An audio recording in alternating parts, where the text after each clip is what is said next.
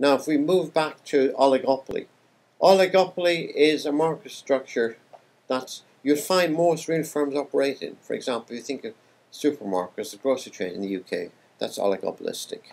If you think of airlines, that's an oligopoly. If you think of medicines, non-prescription drugs that are sold over the counter, for example, in supermarkets and chemists and so on, they're produced by a relatively small number of firms. So non-prescription medicines are definitely operating in oligopoly. So what we have here is a small number of firms. A small number of firms is a fairly vague way of defining things. It might be 2, it might be 10, it might be 50. It's small compared to the unrealistic notion of perfect competition. In perfect competition, the assumption is there are effectively millions, almost an infinite number of very small firms. So oligopoly means a small enough firms for firms to realise who their competition is. So in the supermarket business, for example, Sainsbury's is well aware who their competition is. Asda knows who their competition is, as does Tesco and so on.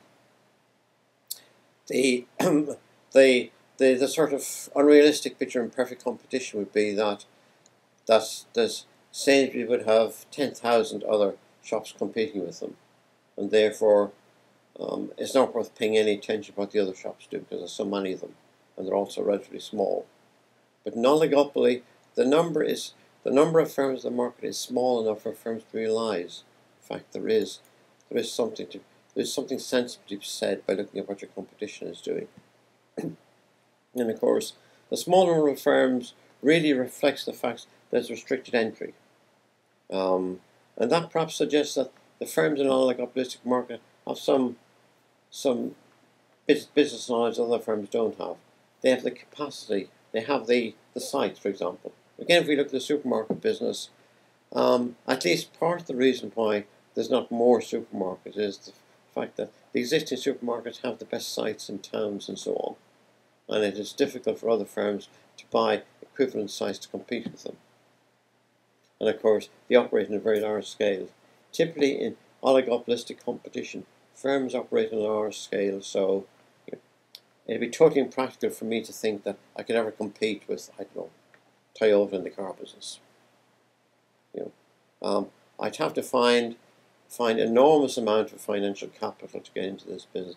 I need an enormous amount of expertise and knowledge to get into this business. So it seems very, very unlikely that I would ever be able to compete with Toyota.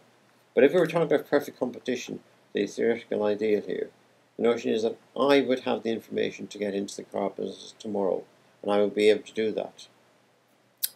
Now, the next thing we could say about oligopolistic competition is that the products are either branded or unbranded.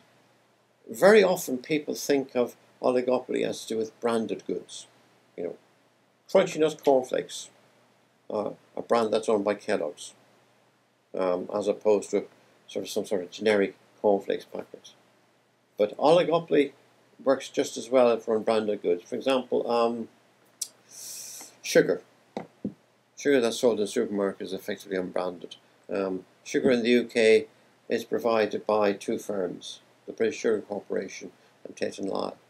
It's obviously an oligopolistic market, but the sugar is unbranded. People in the supermarkets don't particularly go for buying the Tate & Lyle product over the British Sugar Corporation product. Indeed, I suspect most people in supermarkets wouldn't be able to tell unless they carefully read the packet which producer of sugar products they're actually buying. The same thing with petrol, for example. People don't make a great distinction between buying Shell or BP or Esso petrol. These are effectively unbranded products. And that's because these products, there's certain specifications which they have to comply with. And the competition is between oligopolistic firms, but the brands are not important. I mean, a contrast here might be in the cola market. And the cola market is dominated by 2 firms, Coca-Cola and Pepsi. And then there's a series of smaller firms, mostly the supermarket-owned brands. The branding in the cola market is incredibly important.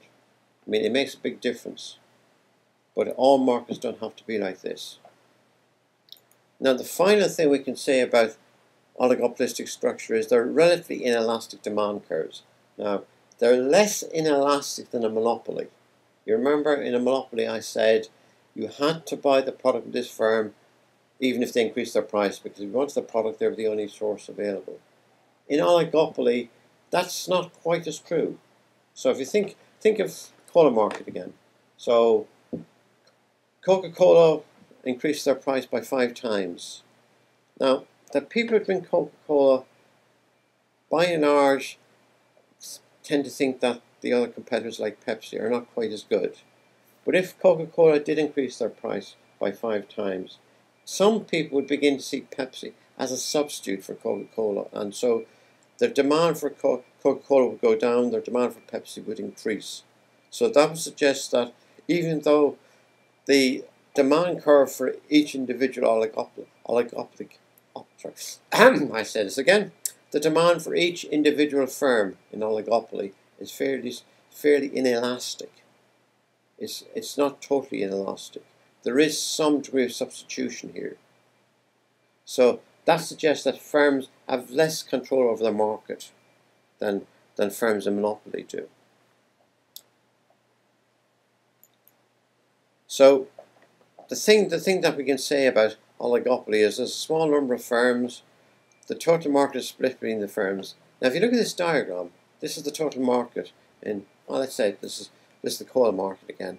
Now, this diagram gives us absolutely no indication of what percentage of the market Coca-Cola has, what percentage of the market Pepsi has, what percentage of the market Virgin Cola has, or Sainsbury's own brand, I forgot what it's called, has.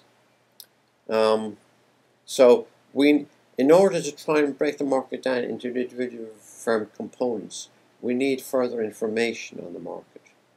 The one thing we can say at this stage is that firms recognize their interdependence. Coca-Cola does understand that if they lose customers, they're likely to go to Pepsi and so on.